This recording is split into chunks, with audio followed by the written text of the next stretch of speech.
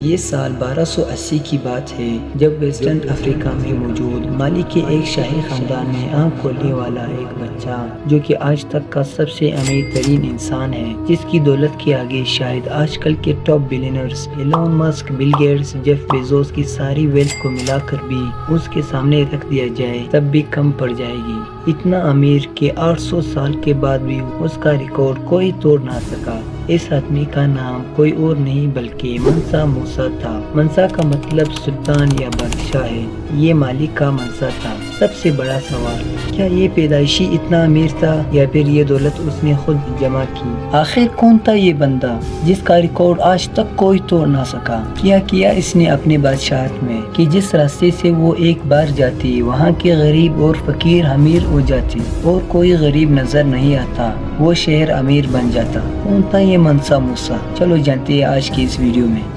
His kingdom was Mali, and its king was Mansa Musa. The wealthiest man in history. Meet Mansa Musa, ruler of the Mali Empire in the 14th century. The richest man ever was a Muslim. Mansa Musa, the ruler of Mali Empire in the 14th century, is known as the richest man in the history.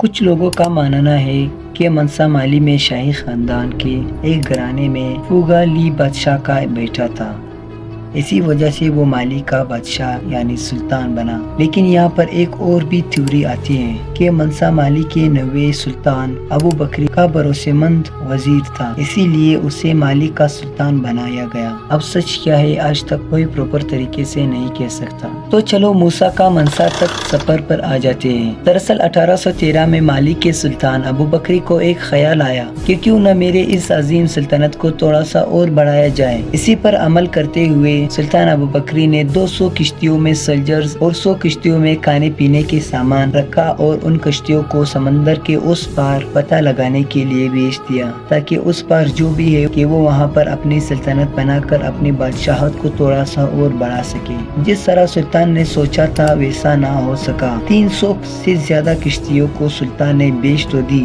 لیکن ان میں سے کسی ایک کا نام و نشان تک کا پتہ نہیں چل سکا۔ اور پھر ایک دن انہیں ایک کشتی نظر آئی جس کی حالت کافی زیادہ خراب تھی۔ ان کے پہنچتے ہی ان کے کیپٹن سے جب پوچھا گیا کہ ان سب کا ذمہ دار کون ہے، تب انہوں نے اپنے ساتھ ہونے والے سمندری حادثے کے بارے میں بتایا کہ کیسے سمندری طوفان کی وجہ سے تمام کشتیاں اور تمام سولجرز پانی میں ڈوب گئے اور وہ ایک ہی تھا جو ایسے تیسے کر کے یہاں تک پہنچایا۔ یہ سن کر سلطان کافی زیادہ دکھی ہوئے، لیکن سلطان اپنی اس خواب کو پورا کرنا چاہتے تھے کسی بھی حال میں کہ وہ سمندر کے دوسرے پار جا کر قبضہ کر کے اپنی سلطنت کو اور بڑھائے گا۔ اسی لیے اس بار سلطان نے خود جانے کا فیصلہ کیا اور اس نے موسیٰ کو مالی کی ذمہ داری دی، یعنی اب تمام چیزیں موسیٰ کے ہاتھ میں ہو گئی جیسا کہ ایک سلطان، اور سلطان اپنے ساتھ 3000 کشتیوں کے ساتھ سمندر کے اس پار چلے گئے لیکن واپس لوٹ کر نہ آ سکے۔ سالوں گزر جانے کے بعد بھی سلطان کا پتہ نہ چل سکا۔ کسی نے سلطان کے آنے کی امید ہی چھوڑ دی، اور سب سے بڑی بات سلطان کے واپس نہ آنے کی وجہ سے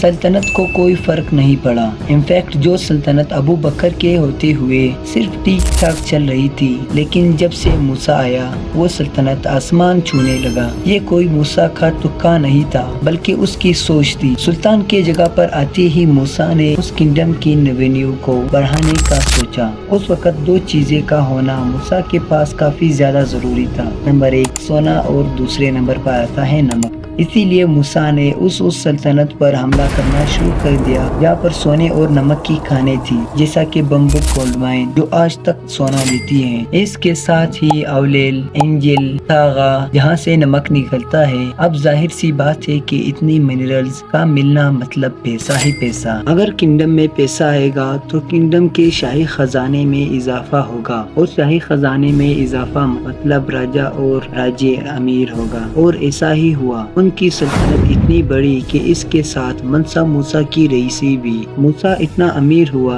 کہ ہسٹری میں ایک ریکارڈ درج کروا دی جسے آج تک کوئی توڑ نہ سکا۔ منسا موسیٰ جو کہ ایک مسلمان تھا، ایک بار جب وہ حج کے سفر کے لیے نکلے تو ان کے ساتھ 70,000 لوگ موجود تھے، جن میں 20,000 سے زیادہ تو ان کے ملازم تھے۔ انہوں نے اپنے ساتھ اتنا سونا لایا کہ جہاں جہاں جس شہر پر وہ ٹھہرتے وہاں کے لوگوں میں غریبی ختم ہو جاتی۔ ہر انسان کو منسا اتنا سونا دیتی کہ وہ اپنی ساری زندگی بغیر کام کیے گزار سکتا تھا، لیکن جہاں پر ان کے فائدے تھے وہیں پر نقصان بھی اتنا ہی تھا، کیونکہ یہ اتنا سونا بانٹتے کہ وہاں پر ہر کسی کے پاس بہت ہی زیادہ سونا ہوتا اور وہاں پر مہنگائی آسمان چھو لیتا، جیسا کہ آج کے اس دور میں پاکستان میں چل رہی ہے۔ اسی لیے یہ لوگوں سے سونا ادھار لے کر واپس کر دیتے تاکہ مہنگائی کو کنٹرول کر سکے۔ سب سے زیادہ مہنگائی اس دور میں ایجپٹ یعنی مصر میں دیکھنے کو ملا تھا، سے بعد میں کنٹرول کیا گیا۔ منسا موسیٰ کی رئیسی صرف سونے اور نمک کی کھان سے نہیں تھی، بلکہ کچھ اور بھی تھا